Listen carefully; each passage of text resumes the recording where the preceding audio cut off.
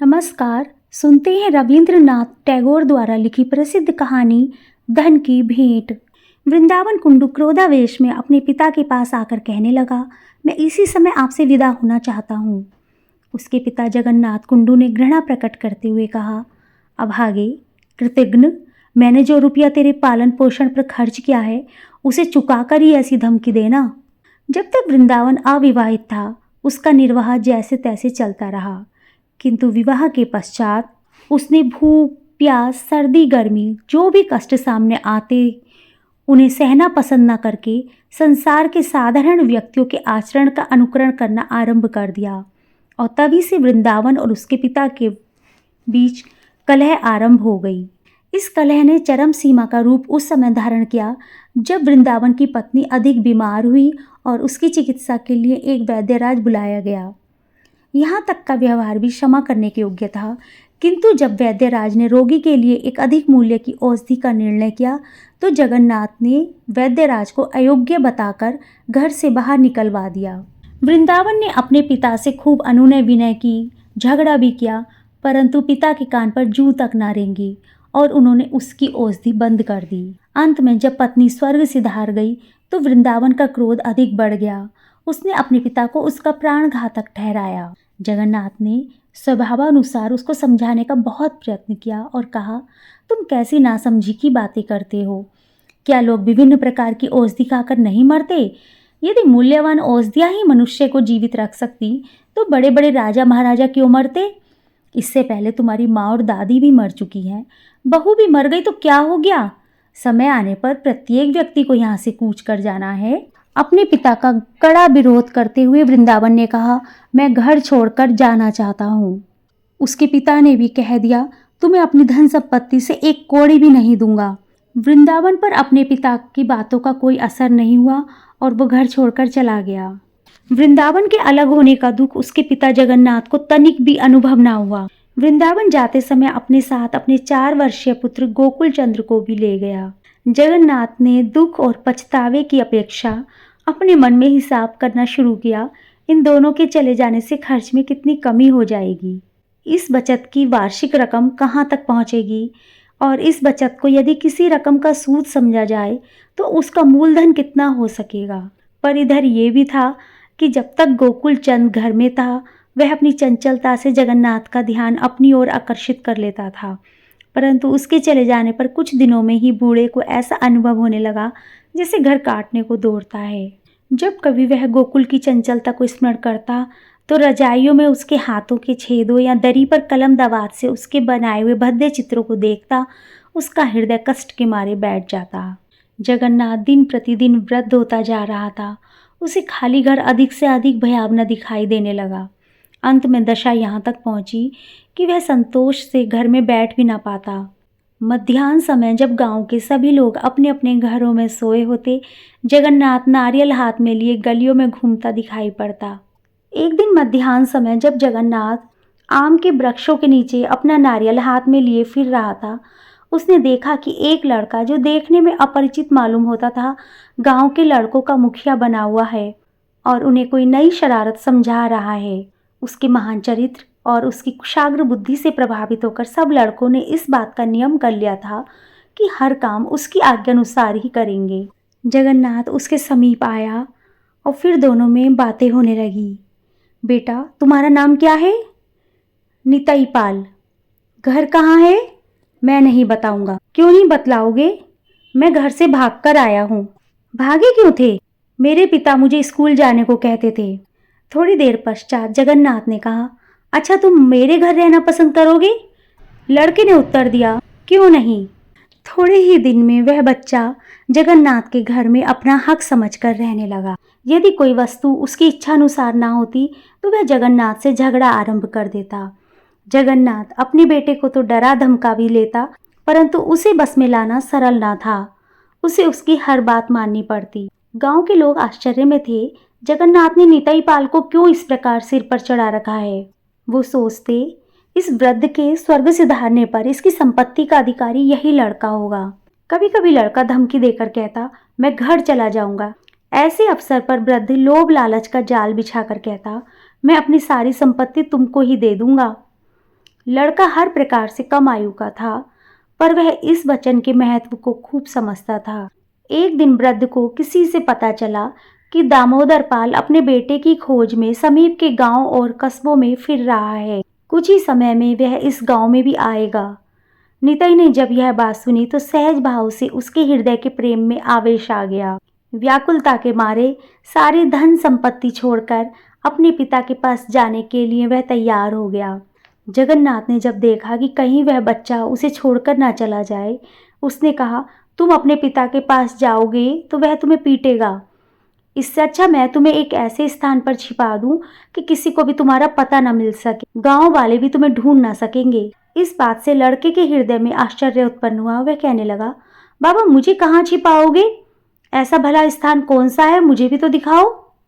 जगन्नाथ ने उत्तर दिया, यदि वह स्थान मैं इस समय दिखा दूं तो लोगों को खबर हो जाएगी, रात हो जाने दो। जब रात हुई तो निताई कहने लगा, बाबा अब तो वह स्थान मुझे दिखा दो। जगन्नाथ ने उत्तर दिया, अभी उतनी रात नहीं हुई। इसके कुछ समय पश्चात लड़के ने फिर कहा, बाबा अब तो बहुत रात हो गई, अब चलो ना। जगन्नाथ ने धीरे से कहा, अभी गांव के लोग नहीं सोए हैं। निताई फिर एक क्षण के लिए रुका और बोला, बाबा अब तो सब लोग सो गए होंगे, चलो ना, अब चलो। रात बहुत जा चुकी थी। गरीब लड़का इतनी देर तक कभी न जागा था, इसीलिए उसको जागे रहने में बड़ी कठिनाई पड़ रही थी। अंत में आधी रात के समय जगन्नाथ लड़के की बाह पकड़कर स्वप्निल गांव की अंधेरी गलियों से रास्ता टटोलता बाहर निकला। सब दिशाएं सूनी थी। कभी कभी कोई कुत्ता भौंकने लगता था तो बाकी के कुत्ते भी उसके साथ मिलकर भौंकना आरंभ कर देते। निताई भय से कांप रहा था, किंतु जगन्नाथ ने उसका हाथ दृढ़ता से पकड़ा हुआ था। कई खेतों में से होकर अंत में ये लोग जंगल में प्रविष्ट हुए। वहां एक जीर्ण मंदिर खड़ा हुआ था, जिसमें किसी भी देवता की मूर्ति दिखाई न पड़ती थी। निताई ने उसे देखकर निराशा भरे स्वर में कहा, क्या यही स्थान था? जब वह घर से भागा था, अनेक बार ऐसे खंडर मंदिरों में रातें व्यतीत कर चुका था। ऐसे स्थान उसके लिए कोई आश्चर्य की बात ना थी। जगन्नाथ ने फर्श के बीच से एक पत्थर की सील उठाई। उसके नीचे आश्चर्यचकित लड़के को एक तहखाना दिखाई दिया, जिसमें एक धीमा सा दीप जल रहा था। भय और आश्चर्य दोनों बातें उसके हृदय पर जमी हुई थी। अंदर एक बांस की सीढ़ी खड़ी थी। जगन्नाथ नीचे उतरा, निताई भी उसके पीछे पीछे हो लिया। नीचे उतरकर लड़के ने इधर उधर देखा। चारों ओर पीतल के टोकने पड़े हुए दिखाई दिए। मध्य में एक आसन बिछा हुआ था। सामने थोड़ा सिंदूर, घिसा हुआ चंदन, कुछ जंगली फूल और पूजा की शेष सामग्री रखी हुई थी। लड़के ने अपनी जिज्ञासा पूर्ति के लिए उन टोकनों में से कुछ के अंदर हाथ डाला। जब बाहर हाथ निकाल कर देखा तो मालूम हुआ उसमें रुपए और सोने की मोहरें भरी हुई हैं। इतने में वृद्ध जगन्नाथ ने निताई से कहा, निताई मैंने तुमसे कहा था ना कि अपनी सारी संपत्ति तुम्हें दे दूंगा। आज से ये सब तुम्हारे हवाले करना चाहता हूँ। निताई प्रसन्नता के मारे उछल पड़ा और बोला, सच? क्या तुम इनमें से एक भी रुपया अपने पास ना रखोगे? वृद्ध ने उत्तर दिया, यदि मैं इसमें से कुछ भी लूँ तो भगवान करे मेरा वह हाथ कोड़ी हो जाए, किंतु यह संपत्ति मैं तुम्हें एक शर्त पे दूंगा। यदि कभी मेरा पोता गोकुल चंद या उसका भी पोता, परपोता, उसकी औलाद कोई भी इस रास्ते से होकर जाए तो तुम्हारे लिए अनिवार्य होगा कि ये सारी संपत्ति उसको सौंप दो। लड़के ने भी मन में सोचा, अरे ये वृद्ध पागल हो गया है। फिर कहने लगा, अच्छा ठीक है, मैं ऐसा ही करूँगा। जगन्नाथ ने कहा, बस तो फिर अब इस स्थान पर बैठ जाओ। क्यों? तुम्हारी पूजा की जाएगी। लड़के ने चकित होकर पूछा, ये कोई रीति है? वृद्ध ने उत्तर दिया, हाँ यही रीति है। लड़का उछलकर तुरंत आसन पर बैठ गया।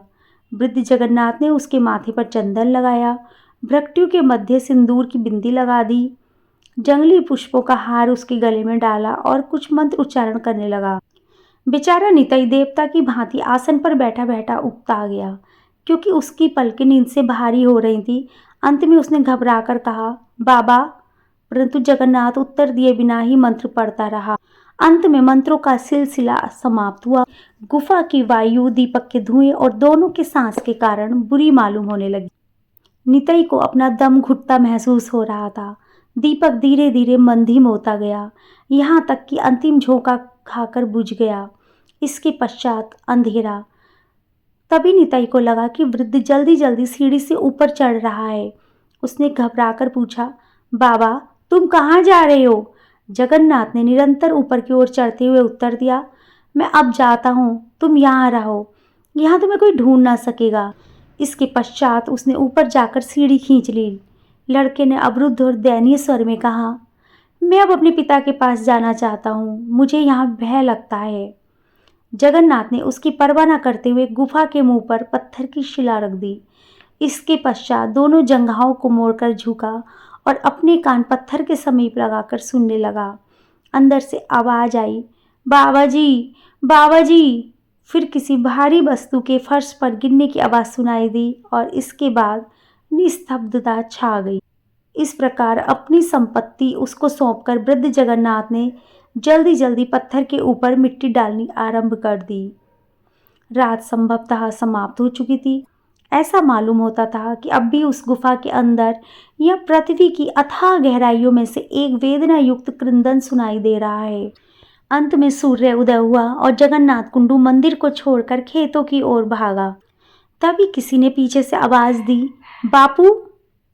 घबराहट की दशा में जगन्नाथ ने पीछे मुड़कर देखा। उसका पुत्र वृंदावन खड़ा था। वृंदावन कहने लगा, मुझे पता चला मेरा बेटा आपके घर में छिपा हुआ है, उसे मुझे दे दो। यह सुनकर वृद्ध ने कहा, तुम्हारा बेटा? वृंदावन ने कहा, हाँ, मेरा बेटा गोकुल। अब उसका नाम निताई पाल है और मैंने अपना नाम दामोदर पाल प्रसिद्ध कर रखा है। तुम्हारी मनहूसी और कंजूसी की बात चारों ओर इतनी अधिक फैल चुकी थी कि विवश होकर मुझे अपना वास्तविक नाम बदलना पड़ा, वरना संभवतः लोग हमारा नाम लेने से भी सकचाते। वृंदावन अपने बेटे की बाँह पकड़कर उसे घसीटता हुआ पुराने मंदिर के समीप ले गया और पूछने लगा, तुम्हें इसके अंदर से रोने की आवाज़ सुनाई देती है? वृंदावन ने उत्तर दिया, नहीं। वृद्ध ने कहा, ध्यान से सुनो, कोई अंदर से बोल रहा है, बाबा जी, बाबा जी। वृंदावन ने कान लगाकर सुना और फिर कहा, नहीं, कोई आवाज़ नहीं आ रही। उस दिन के पश्चात उसकी यह दशा हुई कि गांव में आवारा फिरता और लोगों से पूछा करता, तुम्हें किसी के रोने की आवाज़ तो नहीं सुनाई देती? लोग उसके पागलपन पर ठाका लगाते। इसके बाद लगभग 4 वर्ष पश्चात जगन्नाथ मृत्युशैया पर पड़ा था। संसार का प्रकाश धीरे धीरे उसके नेत्रों के सामने से दूर होता जा रहा था और सांस अधिक कष्ट से आने लगी थी। सहसा वह विक्षिप्त अवस्था में उठकर बैठ गया। उसने अपने दोनों हाथ ऊपर को उठा लिए और ऐसे वायु में चलाने लगा जैसे किसी वस्तु को टटोल रहा है और कहने लगा, मेरी सीढ़ी किसने उठा ली? उस भयानक बंदी गृह में से जहाँ न देखने को प्रकाश, न सांस लेने के लिए वायु थी, बाहर निकलने के लिए सीढ़ी न पाकर वह फिर अपनी मृत्युशैया पर गिर पड़ा, जहाँ संसार की स्थायी आँख मिचोली के खेल में कोई छिपने वाला कभी पाया ही नहीं गया। यह कहानी दर्शाती है कि धन का अत्यधिक लालच व्यक्ति को अंधा बना देता है। धन के बजाय भावनाएं, करुणा और त्याग सबसे महत्वपूर्ण है और मनुष्य का मूल्य पैसे से कहीं अधिक है। कहानी सुनने के लिए धन्यवाद।